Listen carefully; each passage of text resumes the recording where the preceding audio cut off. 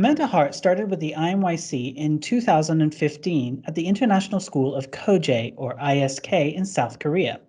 She was the IMYC Leader for Learning at ISK when the school went through the accreditation process in 2017 and were awarded accreditation at mastering level. Amanda is an IMYC trainer and is currently the IMYC coordinator at the Khartoum International Community School in Sudan. I would like to warmly welcome Amanda Hart to our specialist series. Thank you so much for joining us today.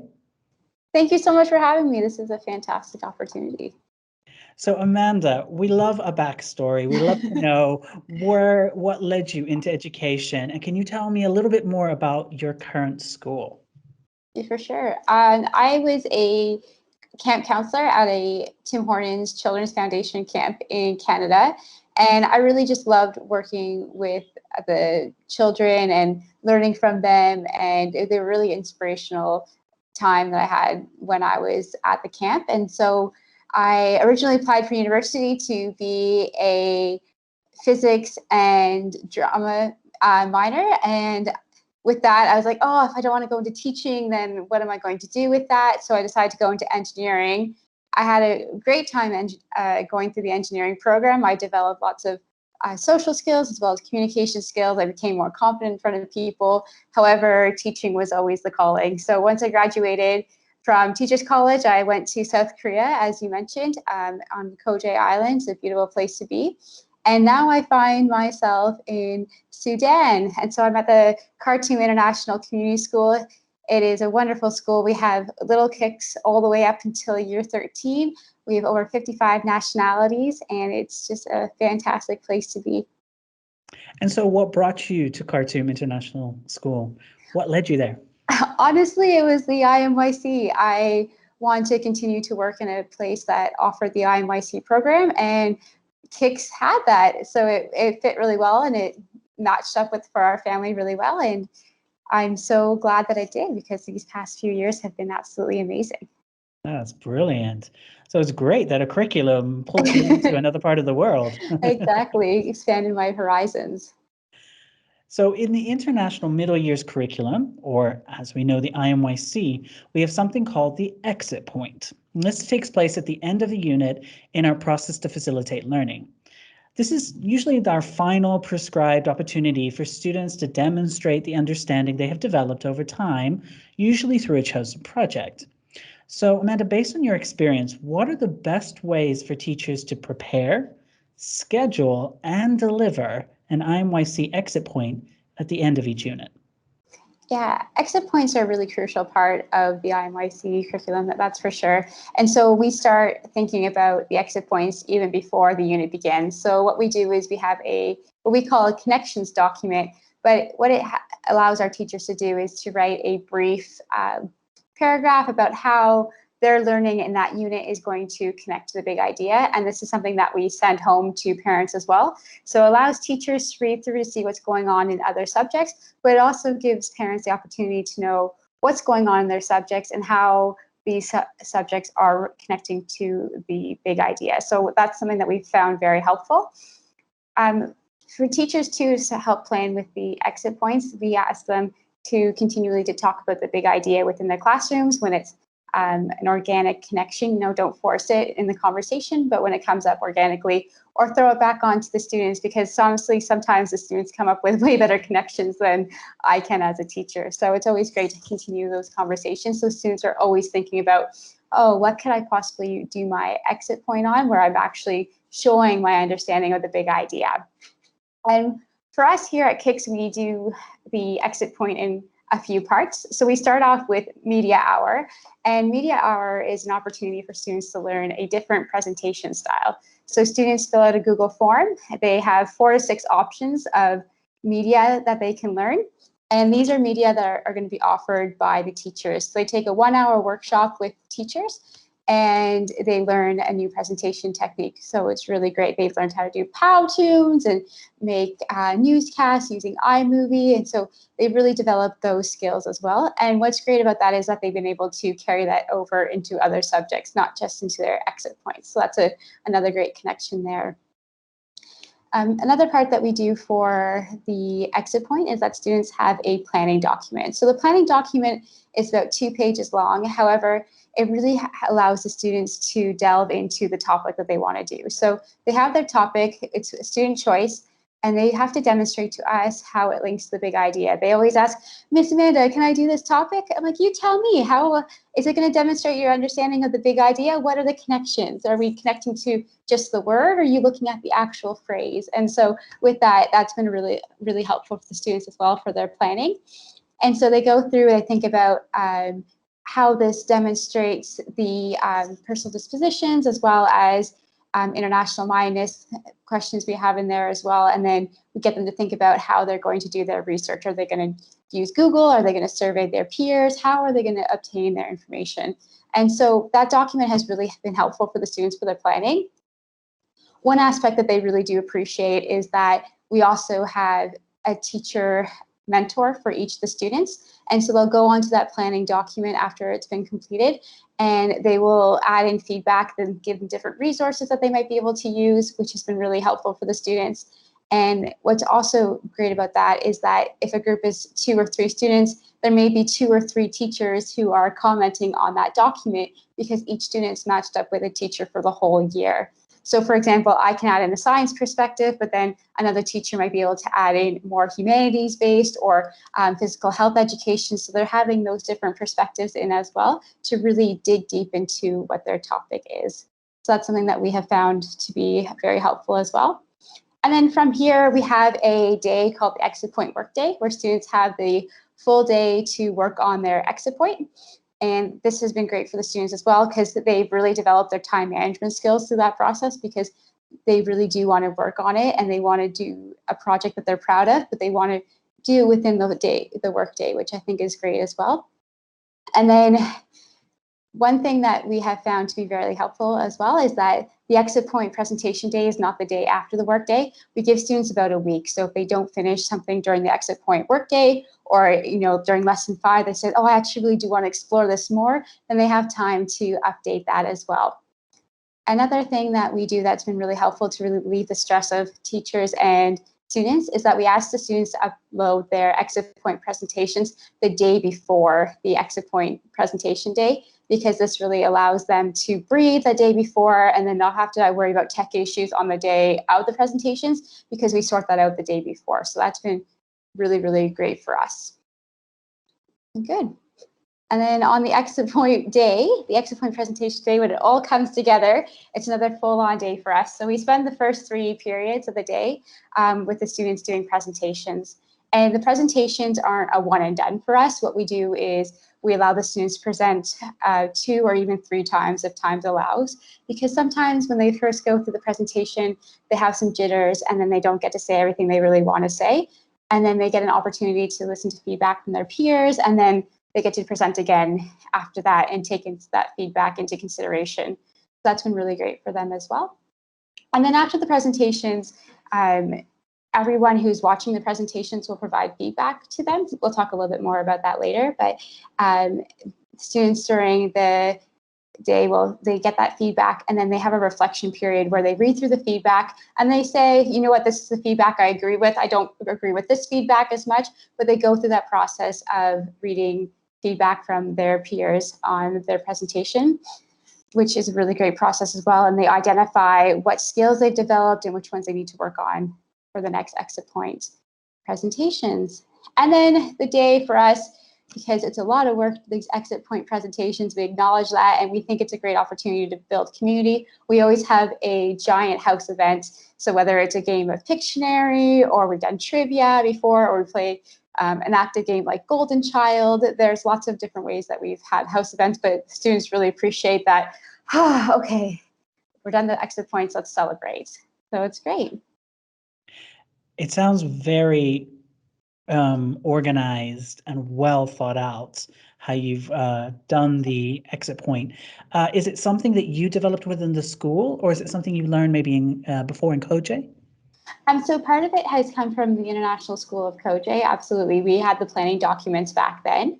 And then what we did in International School of COJE is that we actually had a media teacher who would teach the media and they would have more time with it. However, context changed, and so when we moved to Sudan, we didn't have the opportunity to have the weekly media. So we looked at what can we do, how can we get through this, and so we decided to do a media hour during one of our assembly times, which was a great alternative. And to be honest, this is really great now, the system that we have, but it does take time to develop because it has to work for your context in your school. This is something that we found the students have appreciated, and we tweaked along the way. For example, our first year at KICS, we assigned the media for the students, but based on those reflection documents that they filled in, they said it'd be great if we had some choice. And so from there, we have the teachers give a few different options, and then so we have 4 to 6 teachers each time offering a media, and then the students fill out a Google form, and that's how they make their media selections. So we listen to the students, their student agency there, they were advocates for themselves, and we listened and we modified to suit their needs. That's brilliant. And I love that you, not only are the students getting to hear feedback from what they're doing with the exit point, but they also get to give feedback on how it works and how it can be better. Yeah. So that's great to improve learning. You mentioned, just a side note, about the golden child and when you were doing those kind of, can you explain what that is?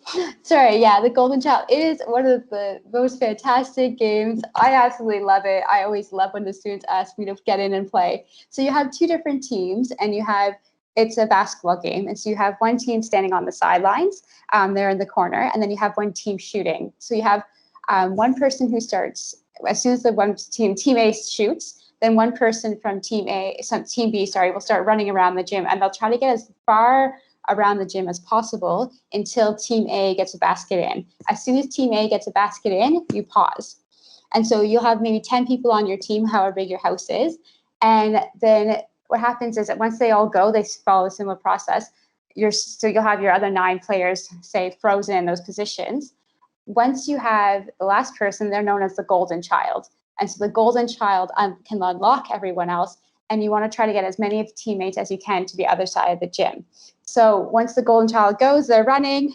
If they meet up with you, then you get to be unlocked and run, and then you really try to get as many people as possible to the end before team A shoots in their basket. So it's really fun, lots of excitement. Students always get really into it, so do the teachers. So it's a fantastic game. It sounds really collaborative, and yeah, I've never heard of it, so that's great. Thank you for sharing. You know, those games are really important too. Those activities of which you can bond, and especially when you've gone through an intense, workout period with the exit point. It's good to have that fun, like you've even put into the schedule with some games and some activities as well, which is really well thought out. Thank you. So with the exit point, we strongly recommend planning for proper feedback, as you mentioned. And this feedback for students, we want that to come from teachers, from parents, and very importantly, from their peers, instead of marking or earning a mark or a grade. So what do you think is what do you think is more important between feedback and the opportunity for reflection versus grading, and why? I think feedback is really important because that's where we learn, and the feedback comes from the teachers or the students or themselves. I think it's really important to look at where we are, what are our areas of improvement, but more importantly too is recognizing what our strengths are. I think it's really easy for students to look at a grade and be like, why didn't I get a higher grade? Instead of saying, this is what I actually achieved. Would I have been able to achieve this 2 months ago?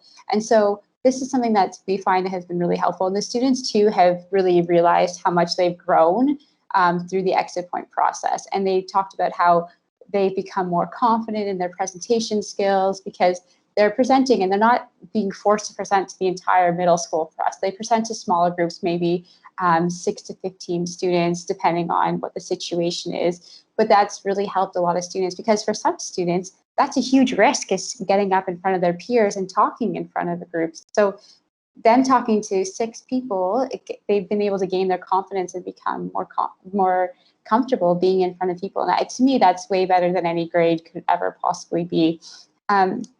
We do offer lots of opportunity for proper feedback within the exit point process because we do think it's important as you go through to receive that feedback to make sure that you're on track and to keep you accountable for what you say you're going to be doing as well. So as I mentioned earlier, we have the mentor feedback from the teachers. And then on the exit point workday, what students do is they meet up during the third lesson with another group, and they won't be done what they've done, what their project so far, but what they do is they share what they've done and what their next steps are with the other group. And so the students are able to say, oh, have you thought about this? Or, oh, I really like that idea because, and so that's been a really helpful part of the process for them as well. And as I mentioned earlier, the students also receive feedback on their exit point presentation day. And that feedback comes from anybody who is watching the presentation. So it doesn't matter if you're a teacher, you're a peer, or a parent, you know, we really encourage everyone to provide that feedback. And so our feedback system for the actual presentations is, we like to keep it simple, is 2 stars and a wish.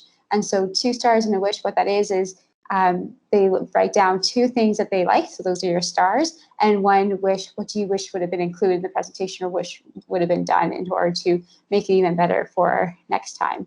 So we do think that the feedback is important, and we also think it's important to provide the time for the students to reflect on that. So that's why we do have that reflection period on the exit point presentation day. And does anyone ever ask for grades? Just a question there, or did you ever have that encounter, or it hasn't been that sense of feedback is so much more valuable in the process? Yeah, the students I've had a couple students ask, do we get graded on this? And I explain, no, it's more about learning the skills, and I want you to be comfortable taking these risks, and there doesn't need to be a grade attached to it for you to have a proper learning experience. And honestly, no one has ever said, I wish we got graded on this. And so they really do value the process rather than what the final outcome is. And that's really important for us. And I hope that it continues to be that way. I totally agree as well. Yeah, what a big shift that is, coming from what, as you said, from a letter grade or a percentage, and then not really getting that feedback that you might need to really grow, because you're kind of disconnected maybe from that number or from that letter. So yeah, it sounds like, again, you have a great system in place where that feedback is continuous, and it helps those students to really improve throughout the academic year and throughout the IMYC. So could you tell us what are some of the best ways to provide feedback to students and their projects in the exit point? You've mentioned some things already, but maybe walk us through, like, how does it look on the day of an exit point with parents? You mentioned the 2 stars and a wish. What are some other best ways to provide feedback for our listeners and viewers to know? Yeah, that's great. For the mentors, for the teachers, that part there early on in the planning document, for us what this looks like is it's in the form of comments on a Google Doc. So it's the students are able to interact with that. And I think that is really important because we give the students 3 to 4 days to read over the feedback from the teachers before they have their exit point workday. And I think that time is really valuable because it allows the students to really look at the comments. If they don't understand the comments, they have those 3 to 4 days to either simply write directly onto the comments, the teacher gets the message, or they can go talk to the teacher in person. And this process for us has worked great because for me, for example, last year I wasn't on campus, but the students were all on campus. And so I was able to interact with the students even though we had a 6-hour time difference, and they were able to still get valuable feedback and ask questions with me. And I think that's really great. And I think that's kind of how, the last year and a half has been for a lot of people. Is like some people aren't seeing their students face to face, but the Google Docs really helped us keep track of everything as well. And also on the day of the exit point workday is having the teachers going around and just having simple conversations, just being like, hey, where are you at? What are you looking at? Have you thought about this? And it's more casual and more natural of the feedback for the students. And that's been really valuable for us as well. And then on the exit point presentation day, we make sure that we have the time. We build that time in for the feedback. And I think it's just really important because the students have worked really, really hard. And not only that, but also our audience members, they have really great opinions too, and the experience that they can offer to help with that feedback. And I think it's great. And I love when parents come in and they offer their feedback too as well, because they have a totally different perspective than the peers and the teachers as well. But I know the students really do value the peer feedback. And so making sure everyone has time. And we talk about proper feedback to, not to mention names, but to really focus on what the success criteria is that we have outlined and base it off of that, not just pulling on random things, but what were they trying to do? What do they decide was for example, what was a successful podcast? What did that include? And were they able to reach those marks? What could have been better? So it's just having that success criteria as well to help them with feedback is really important as well. Well, maybe we'll get some feedback on this podcast and video as well from your students. Yeah, maybe. So with your experience in the classroom and with the exit points, what role should parents play in the exit point? It sounds like it's valued and it's great to hear their perspective. How frequent should they come in? Should they always be there? And what are the roles they could play in the exit point? I think, parents have a lot of responsibilities and aren't always available to come in during the school day. And that we completely understand that. If you're able to come in and you're invited to an exit point, please go in and see it. It's a wonderful opportunity to see what your child is interested in, what they've been doing, what they've been working so hard on, as well as seeing what other interests there are within the year group. And I think that's really important. Another way to be involved with the exit point is have those conversations at home. If your school sends home those unit overviews, take a look, talk to your students, talk to your children. How does this learning link to the big idea? What's this all about? And just ask questions to engage in those conversations. And then if you know what their big idea is and something comes up, maybe you're watching the news together or a movie, try to incorporate those into the conversation as well, just to really reiterate that. Those are really great ways to support the exit points, even if you're not able to come in that day. But honestly, if you're invited and you're able to come in, please do. It's a wonderful opportunity to see what's going on.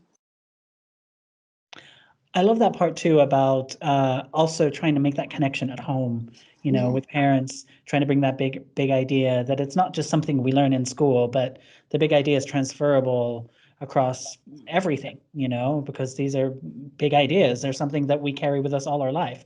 So exactly. I love that with the role of parents really trying to bring that awareness as well when, as you said, watching the news or when they're talking or having a conversation. So I think that's a great tip. What about the teachers? Why is it important for teachers to continuously reflect on how each exit point is organized and delivered in a school? I think it's important for us to go through the process too, because we want to make sure that we're getting the most out of our students. So what can we do to support them? They are why we're at school. We want our learners to learn and we want them to be able to demonstrate their learning. So we need to take the opportunity as coordinators and teachers to reflect on what are we doing to support the students and what can we do to be even more supportive of them through this process. So I think us demonstrating self-reflection too is really important. And so that's one thing that we acknowledged with the students. I emailed them after their reflection documents, be like, hey, we're making this change for the media hour based on what you said. We reflected as a team and we decided that's something that we're able to do in order to further support you. And I think that's great for us as well to be aware of that and be aware of what our own strengths and weaknesses are. No, indeed. And everyone improves their learning in the process. Yeah. That's what it sounds like. Yeah. So let's look online, because some schools may be still online, or maybe they might transition and stay online. How can exit points still be successfully delivered in that online environment when schools are in a virtual setting? I remember sitting at my desk at home when we were all online in 2020 and thinking, how are we going to overcome this obstacle? Are we going to overcome this obstacle? Or are we just going to swipe it and say, let's move on? We decided as a team that we are capable of doing the exit points online. And we followed a similar structure. We did make some changes just to simplify our lives. So we've done 2 exit points online. So we understand the hurdles that may be faced, but we did follow a similar process. So we still had the planning documents and the time for the students to do that. And then we also still had the exit point workday. And so for the exit point workday, students would check into their classes throughout the day just to do attendance and to ask questions and make sure that they're on track. And then during their 3rd lesson of that day, they still met up to do the peer groups. So the teachers put them into the breakout rooms for that. And so that they could have those discussions and they could still get that meaningful feedback from their peers because that is one of the needs of the adolescent brain, is that peer enriched learning, and we wanted to make sure that we were continuing to support that.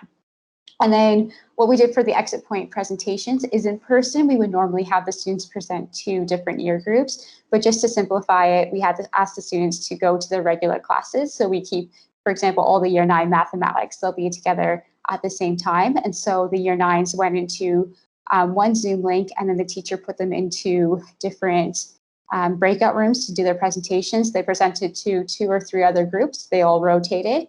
And then the next lesson, the students were, say they were in science, and then the science teacher broke them up into different groups. So they were presenting to new people, and then they were giving feedback to new groups as well. So we kept it similar process, but we just simplified it for ourselves and for the students, just to make everyone's lives easier, but they're still getting that authentic experience.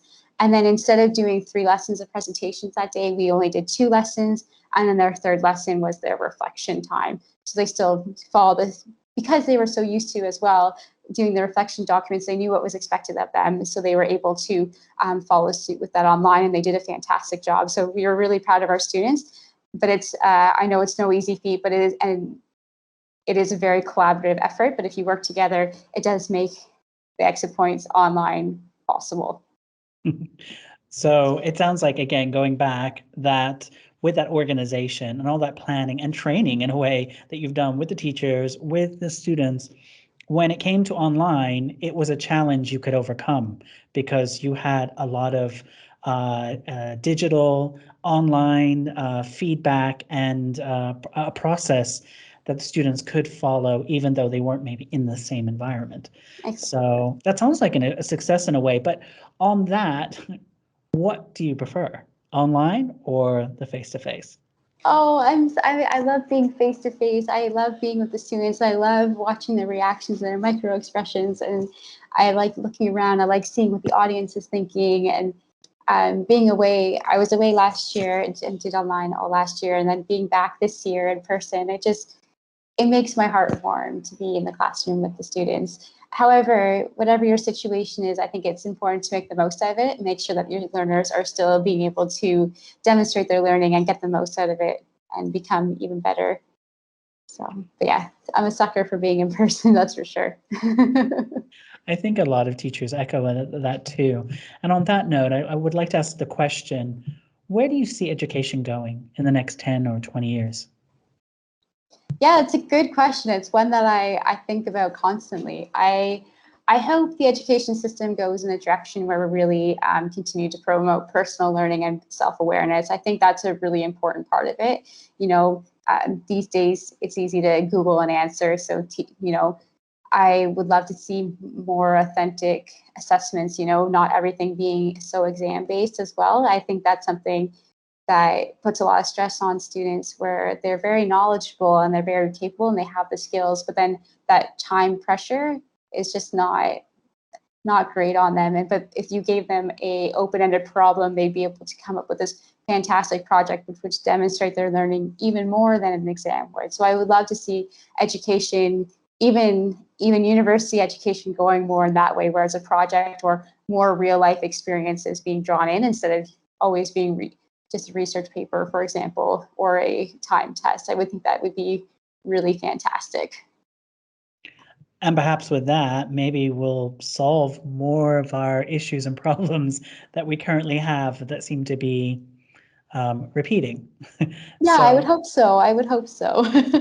I think you have a very good point on that, especially when it comes to one way of doing things, and we've done it for such a long time. And I think what you've been doing in Khartoum, and it sounds like also in the school in Koje as well in South Korea, that you have, really allowed that authentic assessment, and that those ways for those students to find out what they love, overcome a challenge, find ways that they can grow and improve, that doesn't have to have a grade, that doesn't have to have complete pressure, though there might be some pressure in it, and it doesn't have to follow one way, and I think you've hit all of those elements. So I concur with you. I hope education will look at that and will continue to grow and improve So it's not just in a box. I'd like that. And if the pandemic has taught us anything, that hopefully we realize that, we have to look at how our learning and our education is, it can't be limited. It has to be adaptable and flexible, and creative, Yeah, exactly. So the takeaways, Amanda, you've given us great ideas for the exit point. You've given us so much to think about of how that works with the IMYC and how students can receive feedback and parents can be part of that. But is there one last takeaway that you'd like the listeners and viewers to know about your time and experience with the IMYC? I think the IMYC really does support the learner, and it really thinks about the learner as a whole and not just as the academic. It thinks about the personal learning as well as the international minus, and I think that's so important for the IMYC. And with that, I think it's important to think about the decisions that we make and that we're thinking about how does this improve learning. And if we're making decisions that aren't improving learning, then why are these decisions that were being made? And the great part too about the IMYC is that it's really a collaborative effort. You really do need to pull on everyone from your team in order for it to be successful. And I do think that really does really benefit the learner because they get so many different perspectives on the big idea and different ways of doing the entry point and different feedback on the exit point. So the collaborative effort of the IMYC is absolutely fantastic. And, the more you put into it, the more the students will get out of it. Amanda, thank you so much for your insight, your experience, your stories, your advice. It's been incredible. I really appreciate it. I hope that we get to talk and see how things will go down the road in the future. Absolutely. Thank you so much for having me. This has been a really nice opportunity.